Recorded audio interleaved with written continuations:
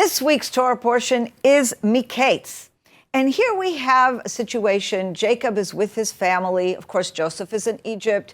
Jacob is looking at his sons, and they start to have this terrible famine. And they're not really doing anything. Jacob says to his sons, "Why are you just hanging around? What are you doing? We got to solve this problem."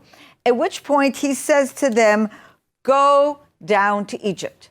I hear there's food there, okay?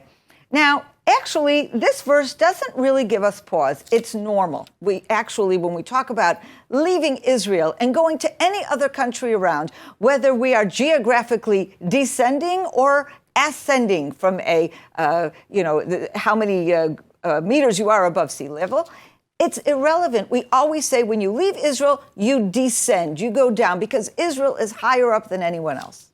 However, Rashi, one of our most important and classic Jewish commentators, brought a midrash to explain something very interesting. He said, when Jacob says to the sons, "Go down to Egypt," he says, well, he could have told them, "Go to Egypt." Why did he have to say, "Go down to Egypt"? Well, the word he uses in Hebrew is redu. And Rashi then tells us the numerical value of redu is 210. And in this way, Jacob is actually hinting at the fact that this will begin the exile in Egypt. With this descent of the brothers to Egypt in order to purchase food to bring back to the land of Israel, they are actually beginning that exile. Now, I'm not sure if Jacob really had this in mind, but I have to think of one thing. Going back to Genesis 15, God said to Abraham, there will come a time when your children will be slaves in a foreign land.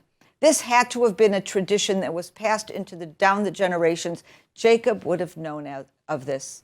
And I have to ask myself, isn't it possible that Jacob inside himself, perhaps on some subconscious level, understood that with this descent to Egypt to buy food, he was indeed beginning that long and difficult exile in Egypt, an exile that he knew well because he himself was exiled with Laban for all those years. He must have sent his sons with a heavy heart because he knew that this descent would affect all of history. There's a few words on the Torah portion from the heart of biblical Israel.